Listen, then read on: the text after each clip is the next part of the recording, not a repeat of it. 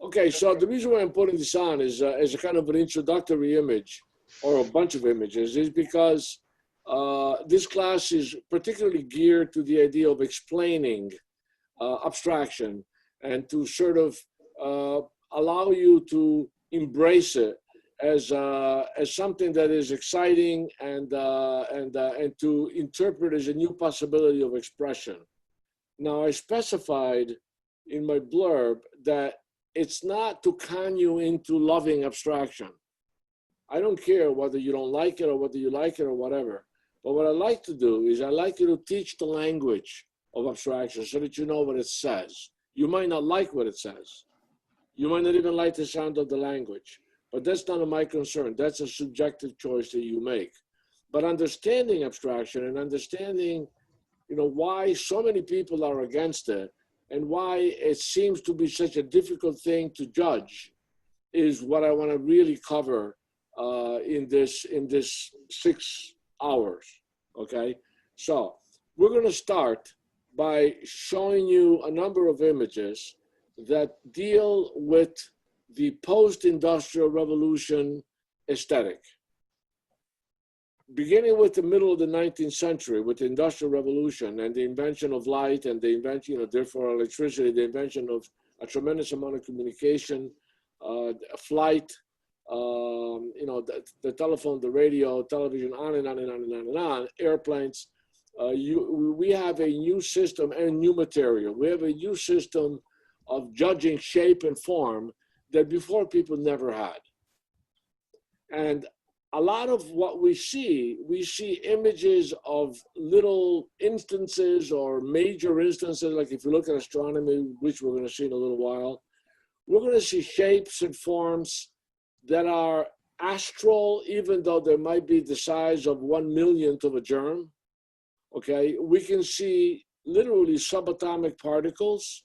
We can hear things that we've never heard before.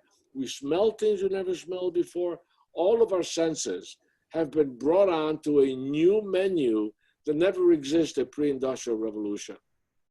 The very method with which we are all listening to this and watching is an incredible invention, this computer. It's an amazing bunch of communication. We see an endless menu of magnificent imagery, a lot of which speaks to us, a lot of which can be recorded, a lot of which changes at the touch of a button in color. So we have confronting us a new system of vision. What that system has brought on is a great liberty of expression. What does that mean? It means that up until the Industrial Revolution, up until really the end of the 19th century, middle to the end of the 19th century, because the Industrial Revolution really began around the very end of the 1800s, with the first hot air balloons, the first time that we left the Earth, around 1789. But then right after the Age of Reason ended, you had this amazing 19th century. The first trains came in, major invention. The steam engine came in, et cetera, et cetera, et cetera. So we get used to judging the world in a new way, in a way that people before us would never in a million years have even begun to imagine. So whereas up to that point, artists, visual artists, to a large degree also poets, and to a certain degree musicians, we're going to get into that a little bit later, only treated things that were obvious, things that they could see with their eyes. If they talked about something that was melancholy, rather than painting melancholia in its own sense, owing its own colors, owing its own shapes, they would put the adjective on a human being and make the human being look like it was melancholic. Do you see what I mean? So we allowed our eye, and we allowed what our brain could decipher that was a material reality of the world that we existed in, to dictate how things were to be talked about in art. So that the human condition was just that. It was the condition of what a human being looks like and where a human being lives and how a human being looks as a human being expresses him or herself. But then something else happened. Then we began to realize that every time that we paint, we move the brush in a way that expresses the way we feel. If we feel anger, the brushstroke is angry. If we feel dubious, we have dubious brushstrokes. So that the brushstroke itself becomes a kind of a signature, regardless of what it puts together as an image.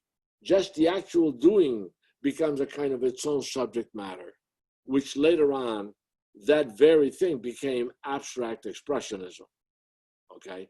But let's say we can begin with some of Goya, or we can begin with some of Van Gogh, or I mentioned Delacroix, the movement of the brush. Furthermore, because our concept of seeing was greatly expanded, if you are going 60 miles an hour on a train and you're looking out the window, you are seeing nature in a way that no one had ever seen before, okay? When electricity came in, and in the middle of the night, you had a lamp that showed something where you have the focus of light on one object and everything else around it is pure black. We had never seen that in nature before, other than looking at lightning for a fraction of a second.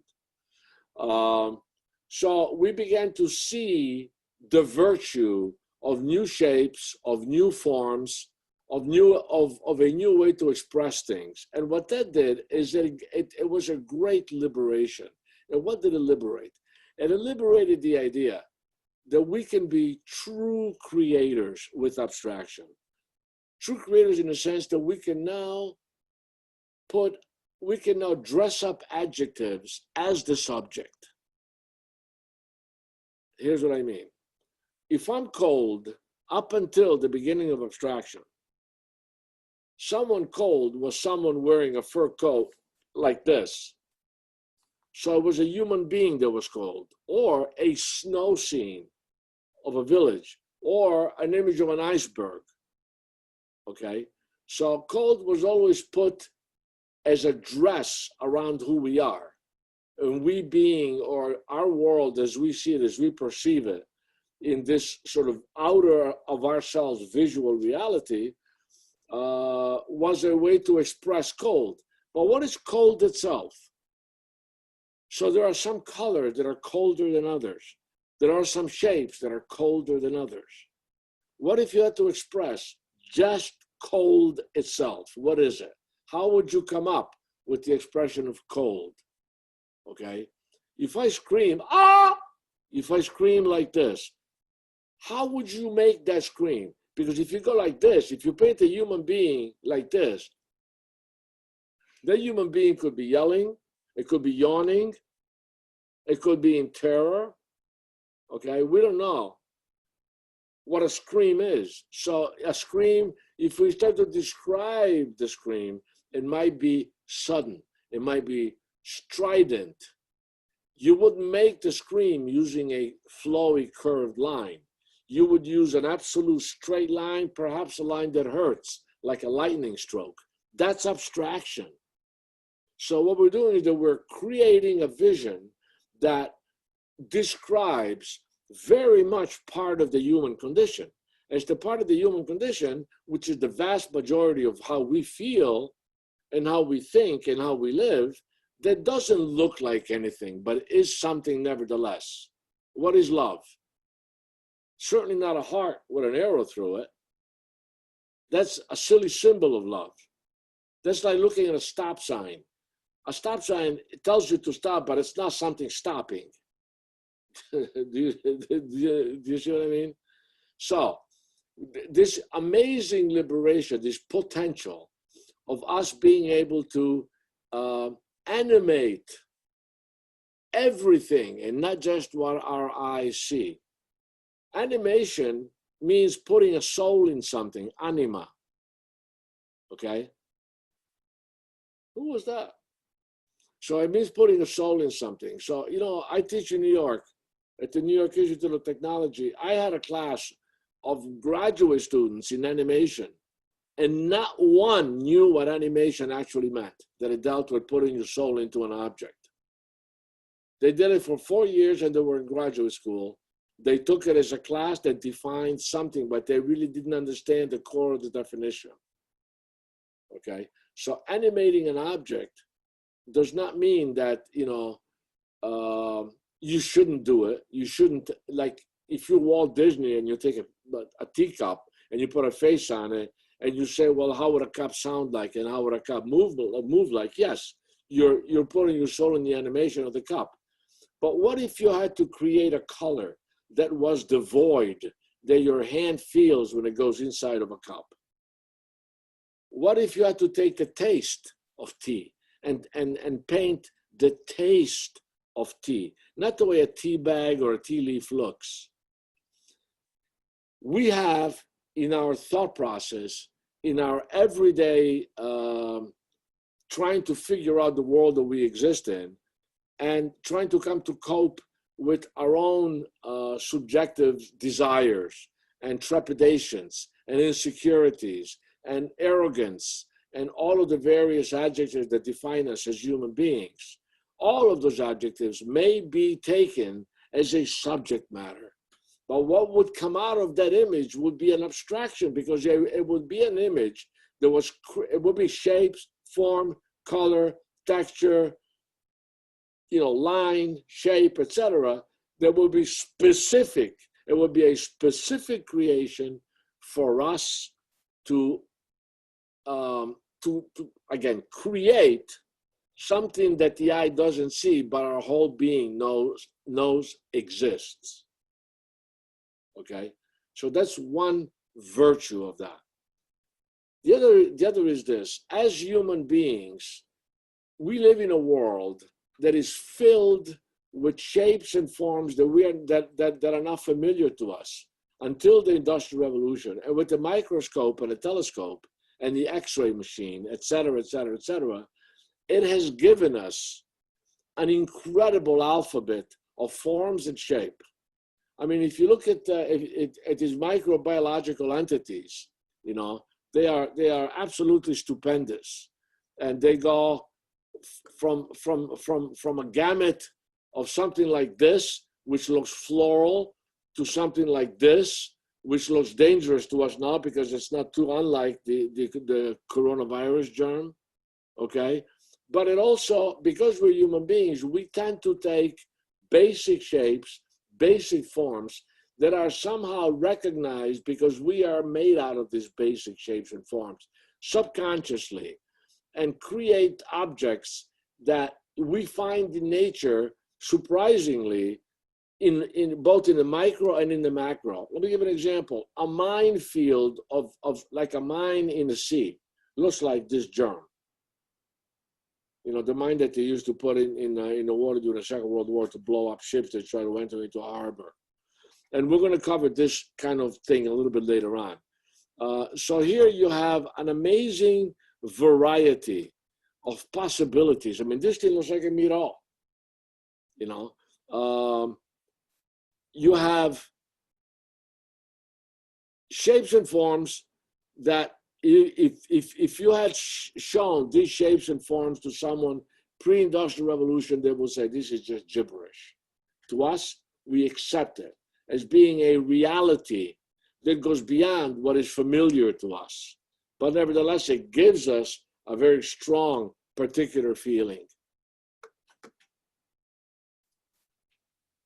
I mean, this is astronomy, okay? And here we have, certain movements. For instance, a galaxy moves in a logarithmic spiral, which is exactly how the water flows down our drain.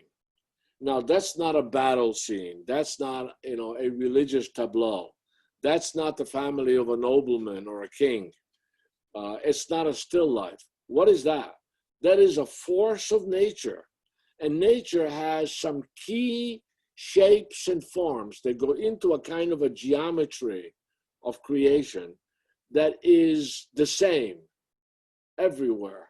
And people have started to use that sense of grasping onto this mysterious unity that is between us and the stars, and in the micro, you know, in the neutrinos and the atoms and the forces of the electrons and so on.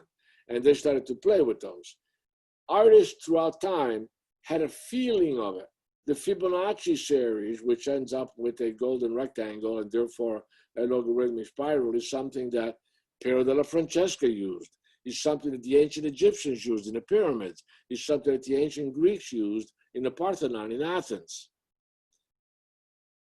It is the way that our sound moves as it leaves our voice. We have one of those little things inside of our ear.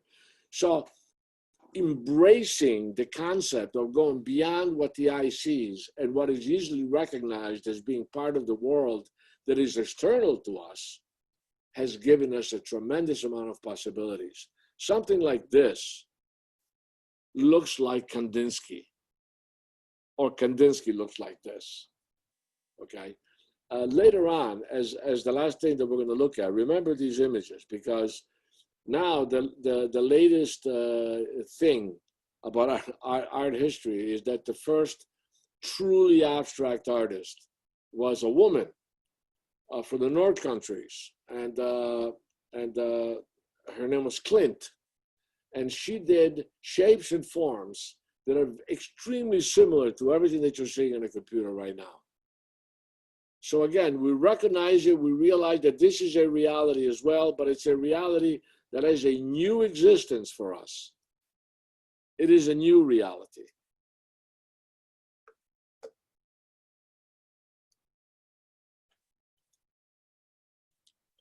This is a graph that deals with quantum mechanics. Quantum mechanics is the study of the atomic micro. And I'm going to give you a quick, kind of a little mysterious experience that blew me away. When I was at Yale in graduate school, I was hanging around with a guy named Peter Bardazzi, wonderful painter with whom I traveled to India and Afghanistan and so on. And so Peter and I would paint together. We would do all kinds of adventures together. And one day, the people who ran the quantum mechanics department at Yale came into the studios at the Art and Architecture building, the Rudolph building in New Haven, and went from studio to studio. And he chose Peter and I and asked us if we could go to their quantum mechanic classrooms and see this thing that they had prepared and talk about it. And we said, sure. So we go there, it's across campus. And the guy's name was Werner Wolf, who was the head of the quantum mechanics department. And there was a guy named Stanley Majakowski, who was the second in command, sort of. Incredible geniuses, these guys. And what they had done is that they had they had blackboards, 2 entire big walls of blackboard. And there were these amazing amount of, what do you call it when people write stuff, mechanical? Formulas. Formulas, thank you. Of formulas, very intricate amount of formulas, literally covering these 2 walls. They asked us to look at them and to give them a visual, aesthetic analysis of how we felt in terms of the composition of these things. Now, that's an insane thing, because we thought, what the hell does that have to do with anything? Because these are just numbers and little lines and parentheses and little dots and so on. And also I thought, well, you know, if Stan did it, he would have one particular calligraphy or one particular spacing of things. And if this guy Werner did it, or one of the students, it would be different. And they said, no, don't worry about it. And they recorded us. And we went around and we talked about this thing. They recorded us. 3 months later, they called us back and they asked us to look at it. And it was, you know, we didn't really remember what the thing looked like to begin with, but to us, both of us, it seemed somehow more harmonious. What they had done is that they had checked the areas that we felt were a little bit off in terms of balance, pure visual balance, on something that was just numbers and what is it again? And formulas, okay? And they had corrected those places and had come up with an answer. What they were working on was a way to create this yellow crystally artificial diamonds. That's what they were doing.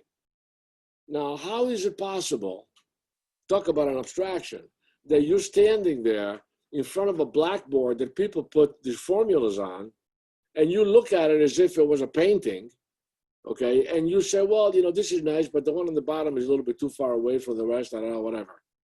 So we did it purely without total 100% ignorance as to what any of it meant. We looked at it just aesthetically. And somehow, for reasons that those guys understood, which we didn't, it worked. That criticism worked. So that's a crazy thing. Now, when we look at this image, this is a magnificent image, you know, all of these are. I mean, if we look at these images, these are, I mean, this is waves, you know, microwaves, really. And you know, I mean, we accept them as being magnificent, but somehow does it bother you that it's not, you know, a picture of an apple or a picture of a horse? It has its own stupendous beauty. It is energy. It is micro energy. It is an alphabet, a visual construct that gives us an incredible feeling of a kind of a universal truth that before could never have existed. And somebody may dismiss it if I put it up on a wall of a gallery, but if I tell them that, well, the scientists came up with that, all of a sudden they believe it. Okay? I mean, look at this stuff. Talk about abstraction. I don't know about those little cameras. It's like Andy Warhol snuck in there. Look at that. Stupendous stuff. All right. Black holes. So, the colors that we have always used as a way to illuminate an idea. Let me give an example.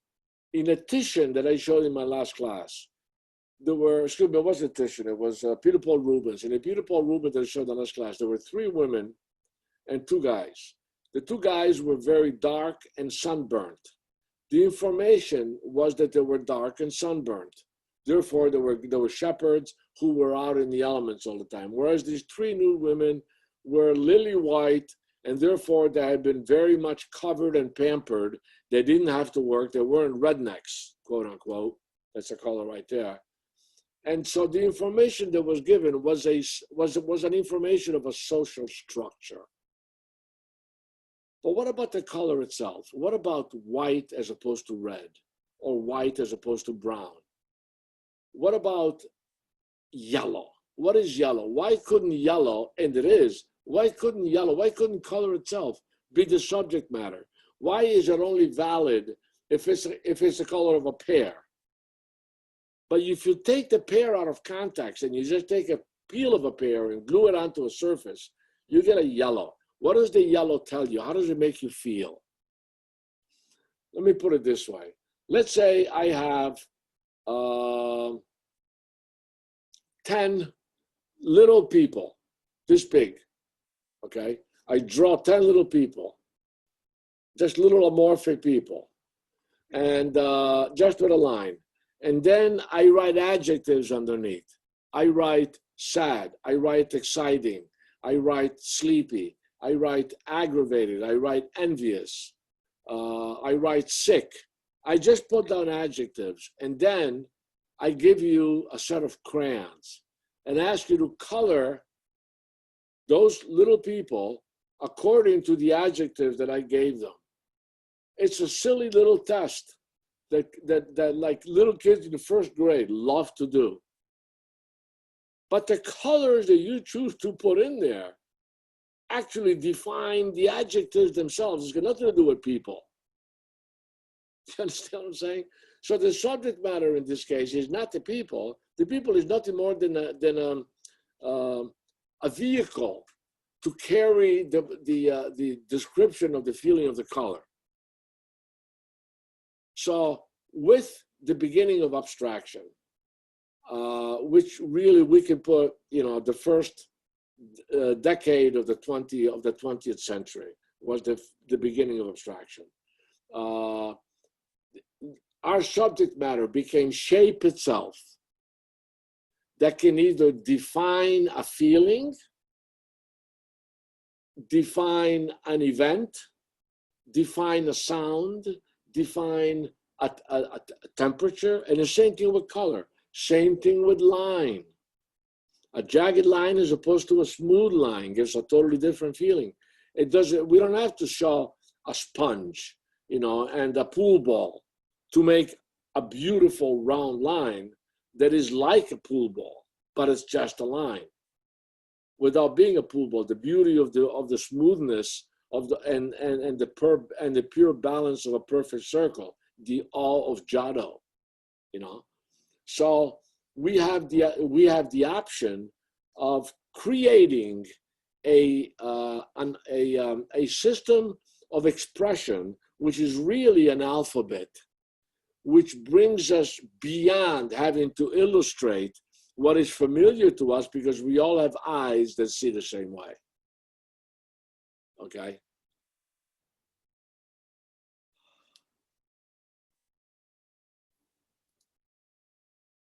These are images of photographs taken from an airplane that before could never have existed.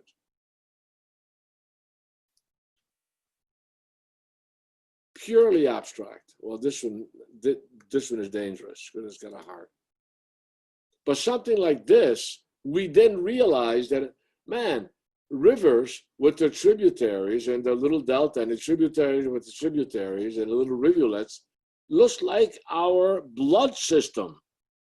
They look like our veins, or they look like the veins of leaves. And now we realize that we all share on Earth an organic balance of the way the shapes, forms, and colors behave in order to create life, regardless of whether you're a human being or a cow or a planet or a desert. Okay, so but these are reality that is an abstract reality. And by the way, while we're at it, there are two different kinds of abstraction. Okay, there's objective abstraction and non-objective abstraction. Objective abstraction means that you're taking an object and you're taking things away from the object and you're adding things to the object, you're morphing the objects around, you're kicking it around until you come up with something that in your mind's eye is more indicative of what you want the object to say. Typical of that is Picasso, or typical of that is Matisse, okay? So Picasso will rearrange a human being where he puts one eye in Iowa and the other one in Costa Rica, and it still looks like the right person, except it feels more like the right person as well, okay?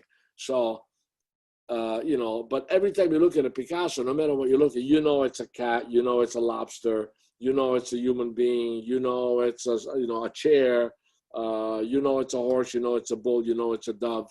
You can recognize architecture. So there's always a point of recognition, except that the way that recognition has been manipulated is offering us a new way of feeling toward that recognition.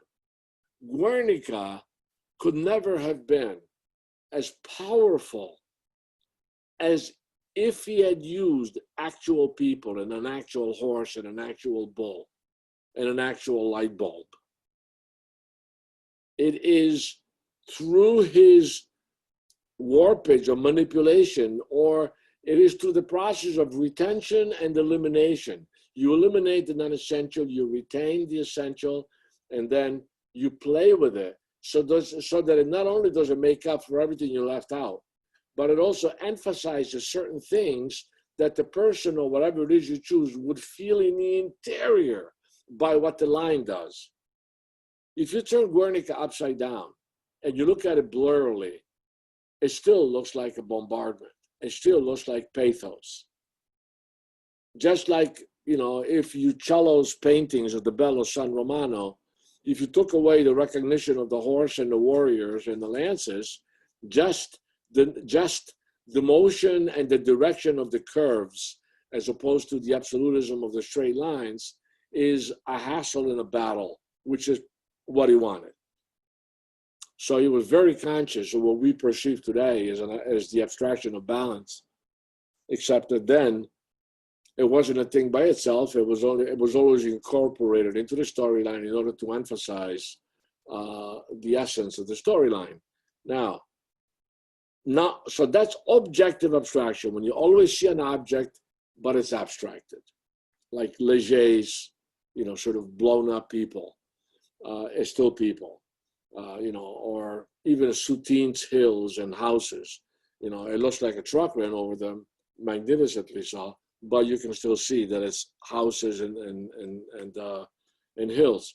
And then up pops Kandinsky. Kandinsky's non-objective abstraction up about from 10 years after he started painting. He started off from a very wealthy Russian family, went to law school, he became a lawyer, dropped the lawyer, took private lessons, and jumped into making art. Moved to Germany, and there he started to really develop art as a philosophical, spiritual pursuit. He wrote the book Art and Spirituality, subsequently joined the Bauhaus and so on. But we're going to get into that later on, next week actually. So Kandinsky started to create feelings that you saw, you felt, you understood, but were not familiar to the eye. They were familiar to the soul. They were familiar to the heart. They were familiar to our brain without a sense of recognition of something that you have experienced physically. Is that clear? Okay, so as a matter of fact, some of the stuff that we looked at before, the astral bodies look very Kandinskian in many ways. So that what is a jump? A jump is a jump. When you jump, do you make like an object jumping? But what about the jump itself? We talked about that in my class, actually, painting. Remember the horse that jumps over the fence? So he was thinking in terms of balance. If I go like this with my fingers, here, if you look at the Sistine Chapel, in the Sistine Chapel, you have the very famous thing of the one hand going like this, right? And then God's hand going like this. So there's like about this much distance. If you actually go to the actual thing, the hands are like 4 times the size of a real hand. But there's a gap, like a spark plug gap, that's about this big between the hand of God and the hand of Adam. If those things touched, it would be a disaster comparatively. If they were a little bit too far apart, it wouldn't be as intimate.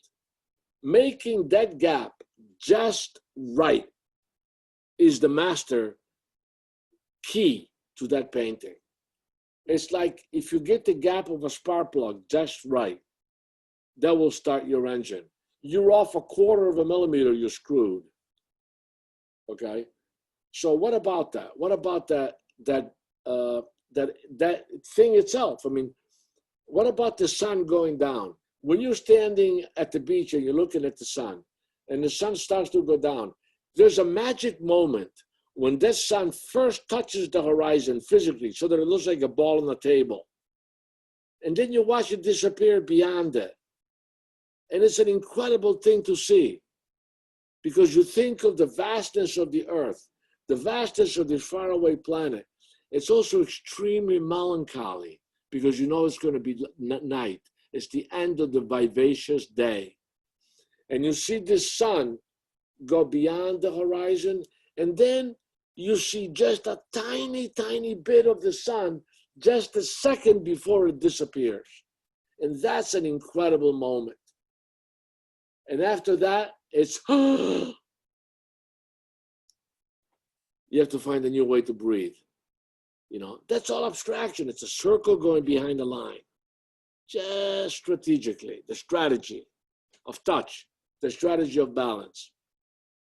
The Russians, Kandinsky was Russian, but the Russian constructivists, also known as the synthesists, that we're going to jump into next week, people like Malevich, their whole universe of expression was based on that.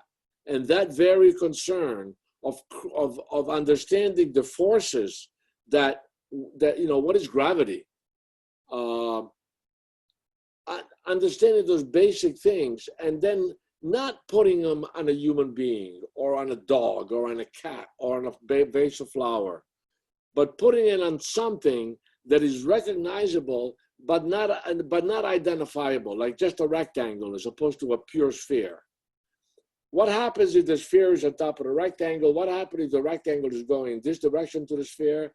What happens if the rectangle is on top of the sphere? What happens if the rectangle is pointing away from the sphere? What happens if the sphere is at the bottom or the top? What happens? What is the feeling? The feeling of balance, the feeling of understanding of the forces that govern us on Earth, without the intrusion of a storyline that deals with religion or family or whatever. Okay. I'm going to go a little bit quick because otherwise I'll be here forever. So again, these are graphs. So you show this to Michelangelo, he would have no idea as to what the hell he's seeing. Okay. And so all of these things, there's a certain aesthetic to all of these that never existed before. This is an abstraction aesthetic that we accept. We know what the graphs are. This is all acceptable stuff to us, but it's stuff that is purely abstract in its real sense. Even though it has its own specific artistic meaning, it's a map of the forces of real elements. To a large degree, it's a Jackson Pollock, because Jackson Pollock was a map, and we'll get into that later on. X-rays. Is Karen here? We don't know. Oh yeah, it's muted. So X-rays, can you imagine someone in 1810 seeing this image? We accept it. It's an amazingly, it looks like, I don't know, corn being born in the middle of smoke. If you had to put but in itself, it has its own amazing softness and growth and beauty. And it's us, recognizably so. So, new abstraction comes out of a new world. These are fractals, and these fractals are mind-blowing. And the beauty of fractals is that this ball with little balls around it is the same thing as this ball with little balls around it, and each little ball is the same thing with little balls around it, and it just keeps going that way. And by the way, within fractals, you have a tremendous amount of logarithmic spirals, as you can clearly see.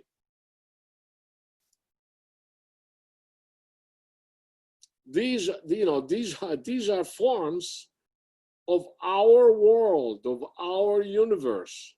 And you know who would feel very comfortable with these? Octopus. Octopus would say, hey, that looks like my uncle.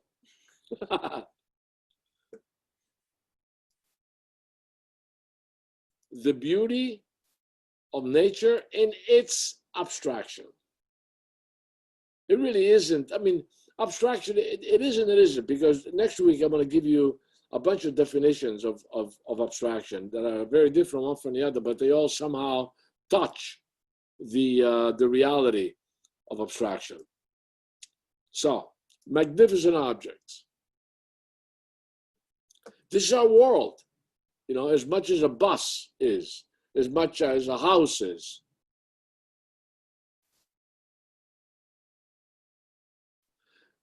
These are microscopic images. And again, the microscopic images give us a world that is absolutely in balance. It's growth, it's magnificent, it's contained, it's surreal, it's very real, it's functional. It has all kinds of connotations like beehives, for instance, with this object, okay? But these are not, these aren't, a vase of flowers that we're so familiar with. Ooh, you know what this looks like? This looks like, what's her name? It doesn't matter. All right. Here we have microchips, the world of microchips. We accept it. As a matter of fact, the interior of the elements within which you are seeing this is all based on that. And you talk about reduction and getting down to the essence of something. As you well know, a computer is what? A line and a ball. If you get down to yeah, it's a 1 and a 0, and how they're juxtaposed show us everything that is inside of this computer. Mondrian would be very happy with that. The world that is us today, you can't dismiss it. It's better if you accept it, if you embrace it, if you understand it, and if you use it to your own means. This is a mineral. Okay, so this is geology. So, we're seeing the most amazing things in the earth that we live in, that, by the way, we might break up in this way or in this way. Purely abstract, yes, that's Texas, but it's so much more than that. And then the world, all you got to do is fly around, and we can see things like this, in Arizona, in New Mexico. Purely abstract landscape that is absolutely stupendous. Why? Because it's mysterious and it's real. Look at this stuff. Light. It's a story. What's this? Okay. The world of light. People like Delaunay, French painter, who was one of the first, him and his wife Sonia Delaunay, a Russian woman, who was a phenomenal painter, as she was. Robert Delaunay, he was French, she was Russian.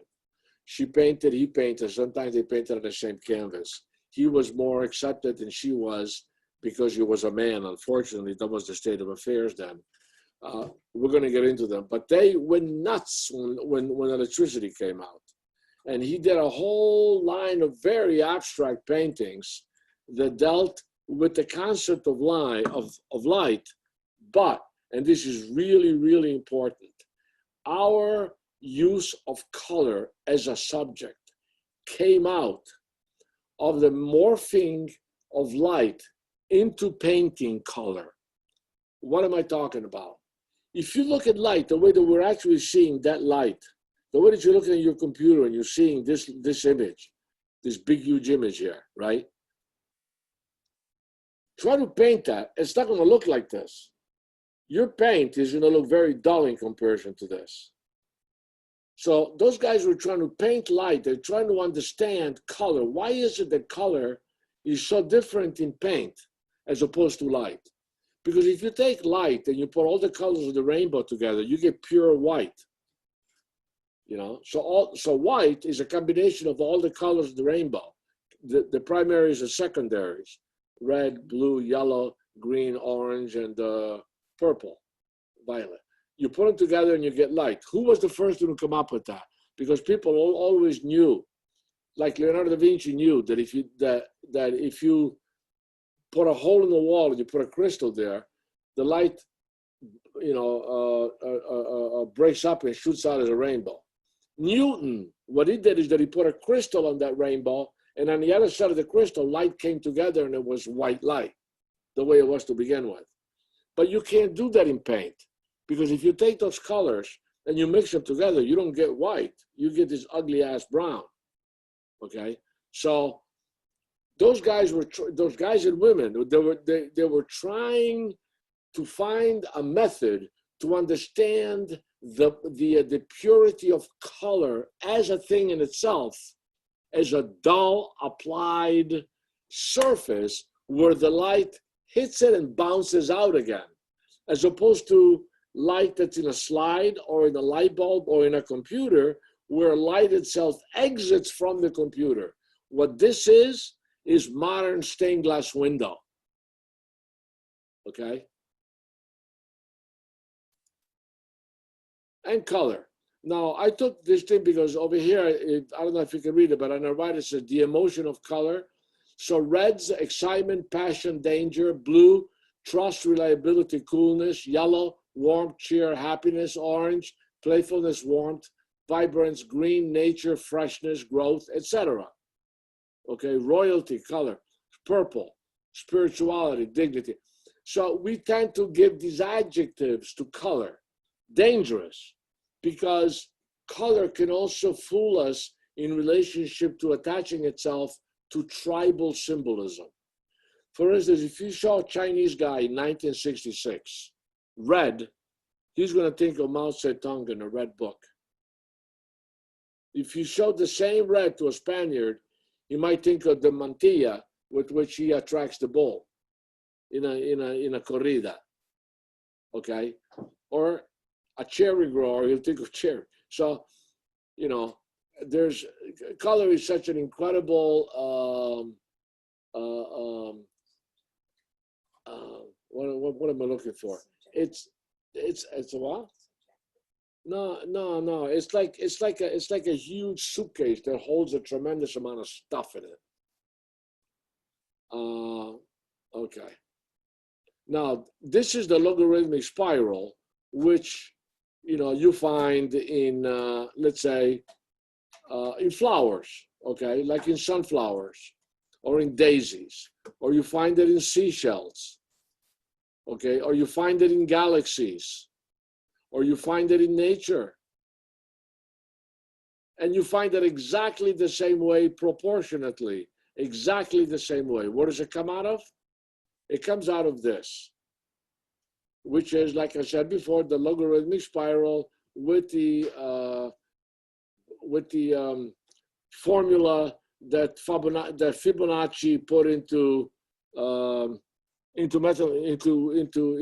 formula, into mathematical formula that goes length times 0.618034 to get the height, and then that becomes a rectangle, etc., etc., etc. So you find this in nature. Look at this. This is the way that a fern grows. I mean, it's absolutely magnificent. This looks like what the bishops used to carry. You find this all over the place. The growth of horns, and in things we build. A staircase, lettuce, pine cones, peacocks. Look at this, Donald Trump. Ha ha ha! All right.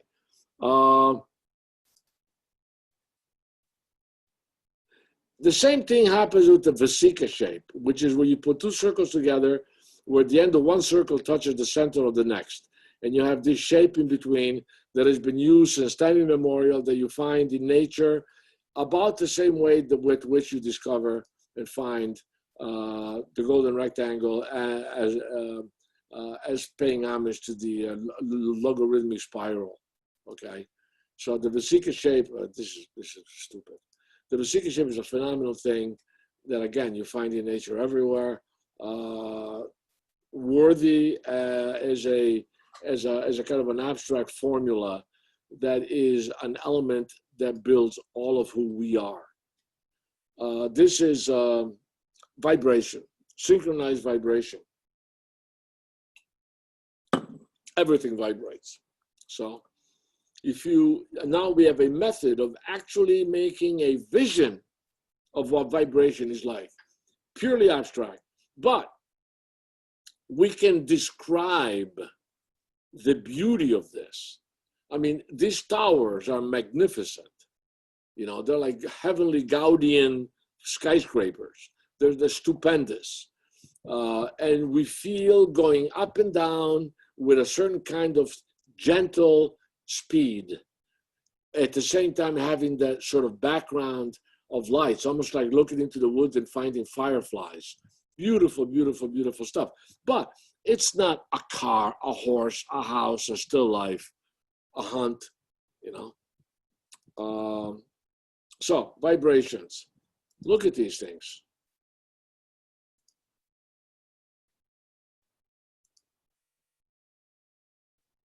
Look at these shapes. you get the whole Platonian shape system becoming little reflections of light. You can't deny the beauty of this stuff. You know what this is?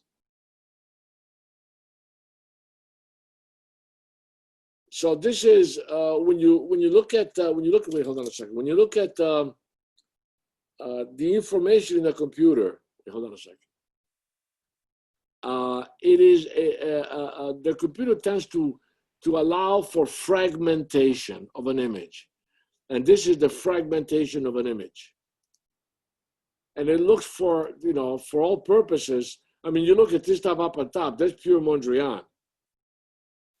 Okay, and this is science, by the way. Look at the way glass breaks. Looks like a burri. Absolutely magnificent. A burri looks like this.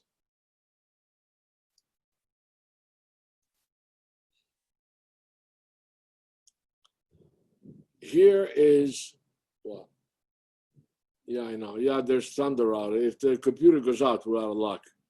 So this is data. And this is how the computer uses an image to show us the content of data in a computer.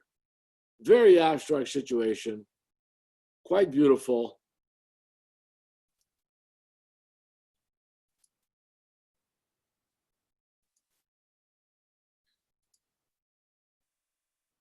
Incredible stuff. And this, let me just forget about this for a second. Let me do this first. This is textures, okay? So if you Google textures, you get this under images. And textures can be absolutely stupendous. Look under Burri and take a look at his labyrinth that he did in Sicily, and here it is, okay? So we are surrounded by textures, and textures give us a very sensory feeling. We can describe a texture by saying that it's hostile, or it's friendly, or it's smooth, or it's soft, or it's splintery. So there's all kinds of adjectives that we can put to texture just as an element of feeling, just as a sensation by itself. And there are wonderful sensations, super abstract.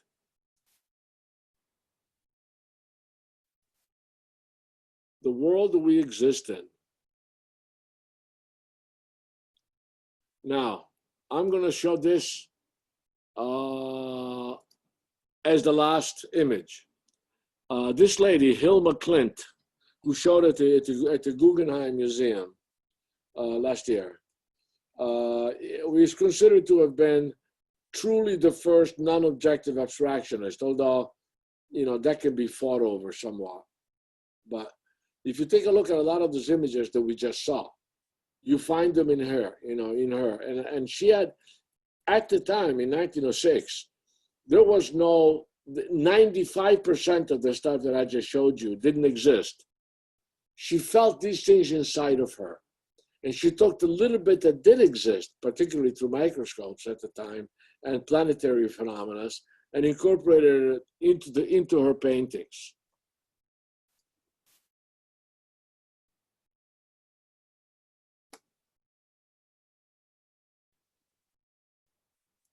How do we go beyond this?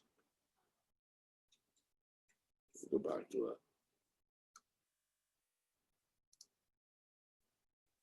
Let me find one thing that's going to be interesting here. Look at what she did. Talk about the logarithmic spiral.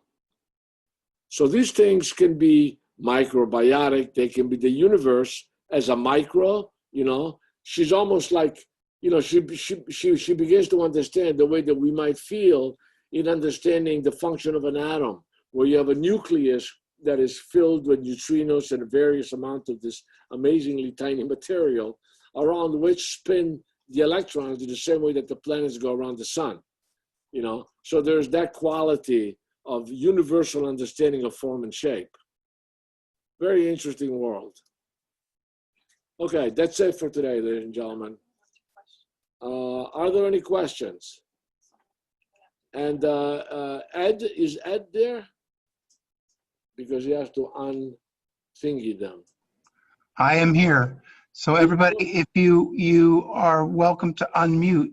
I think you can do it on your own, but I'll ask everybody to do it. So you have a clue. Oh, Hold on for me. Should we stop screen share? You can, but you can maybe show something things, okay? Okay. All right. So did you unmute everybody? I did originally, and now everybody should be unmuted, and yeah, and Bonnie and Vaughn are still muted. Okay, so let me just share one thing. What I showed you now is nothing more than a foundation of something that we're going to start studying by actually analyzing various ways of using what we saw, okay? And you're going to find that abstraction as a concept, non-objective abstraction, as a new concept, has truly created a limitless amount of possibilities to explore the human condition in our universe. Again, you might not like it. That's cool. That's your choice. But hopefully by 6 classes from now, you'll understand it and you'll tolerate it and you'll digest it. Okay? Anything, and by the way, I don't paint like this at all. What I do personally is I use everything I talked about within a storytelling. All right. Mm-hmm. Yeah. So, any questions? I have a question. Yes. Alex, Elizabeth encouraged me to read about the abstract women who were part of, so to say, that wave of abstract expressionism in the United States. So right. Lee Krasner, Elaine de Kooning. And so one question I have is, I haven't gotten very far yet in the reading, but they were very inspired by Picasso and Guernica and thought that that was really, so to say, a paradigm shift. But you're saying that the Russians, with their kind of formalist way of looking at the world, were in some ways predecessors, right? That's, they were. Look, are they like in film studies where they are contemporaries, where a lot of these ideas develop at the same time? Now, the American abstract expressionist ladies were very much on the avant-garde of a certain attitude. Like, it was really a combination between the men and the women. Okay, Elaine de Kooning and Bill de Kooning, they were both exchanging ideas, Cynthia with Krasner and Pollock and so on. But before that, 30 years before that, because those people started painting those things in the late 30s, early 40s, okay? By 1910, 1920, and in the 1930s, you had the Bauhaus. That was 95% of the Bauhaus was non-objective abstraction. That was applied to everything. It was applied to furniture design, to coffee cup designs, architecture. We're going to get into that as well, by the way, later on. And before that was Russian constructivism, and before that was synthesism, and before that was Dada, and and on and on and on. So they didn't invent abstraction by any means. This woman, however, that I just put on, the Clint lady, yes, that's a different story. But we're talking about 1906. We're not talking about 1940. That's 34 years after those those ladies were doing abstract expressionism. And they weren't the only ones doing it. Everybody was doing it. Everybody in New York City, not everybody, but a vast majority of avant-garde painters. And incidentally, the one thing that that book doesn't talk about is the amount of international abstract expressionism that was going on at the time. Let me give you an example. There's a guy named Vedova, Vedova, who was the head of the Academy of Fine Arts in Venice in the 1960s. And he was doing stuff in the 1930s that was considered, they looked like Klein, very abstract expressionist stuff. So that abstract expressionism was a movement.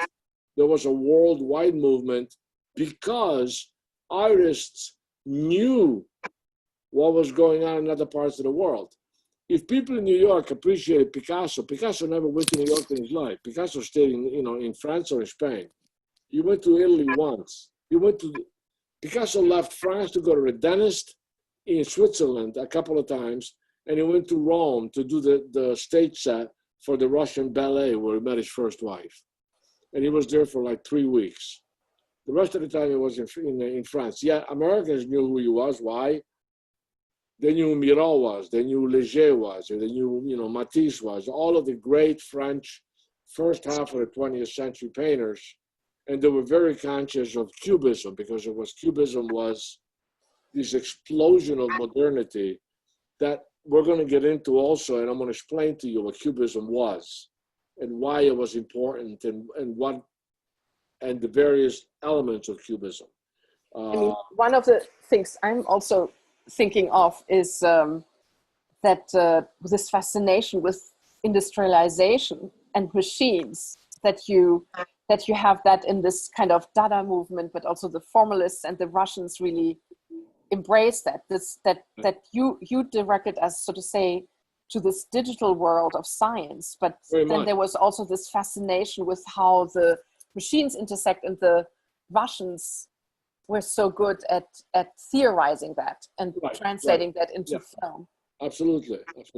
As a matter of fact, well, when we talk about Mondrian, we're going to see a relationship between Mondrian and the atomic bomb. Yeah.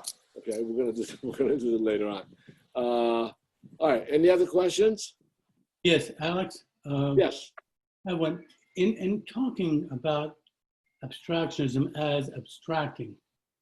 Are you putting us into the mind of the artist and what the artist is consciously or unconsciously doing, or are you guiding us as a viewer of art as to how we should approach it, and rather than as a purely emotional interaction with the work itself, but really saying, okay, given that color, I should feel cold or something like that. So are we speaking from the artist or the viewers? Right. Okay. Very valid question. I'm not predicating that you interpret it in a certain way. What I'm saying is that, yes, a lot of what I say is because I'm a painter. Okay. But also an art historian. And so, I try to sort of balance the two things together. Like sometimes a critic, what's his name? Greenberg, when he came to Silvermine, when I was an undergraduate student, we're talking about a critic, and somebody brought up the fact that, you are so absolute in your criticism of the quality of art when you never did it yourself. And his answer was, you don't have to be a chicken to recognize an egg. Okay, and I thought, and I told him that, no, but it helps. Okay, so you have what I'm presenting you with is what I have learned in a combination between creating my own world and studying the world of art, the world of philosophy, etc. So I'm not saying that you should do it the same way. All I want to do is I want you to understand the construct of it, the engineering of it. Then you take that engineering and you do what you wish with it. In other words, let me ask you this then. Yeah, go ahead. As an artist, this abstraction that's done that results in the work you produce, is it a conscious abstraction, or absolutely are you aware of what you're doing? Well, me, yes. But a lot of times people will do something out of feeling like they want to do it, and then recognize once it's down that there's something that they haven't thought of that somehow reveals who they are, but never consciously until now. Ask Tony. I can relate to that. And get Tony to speak to that. Tony Flynn. No, can you hear me? Yeah. It's Tony's birthday. My brain is disconnected.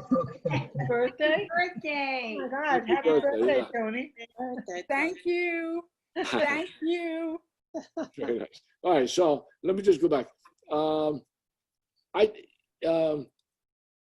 I tell my students that making art a lot of times is like reading a book that you wrote a long time ago, maybe in your mother's womb, or maybe through your DNA when you first were conceived. You wrote that book.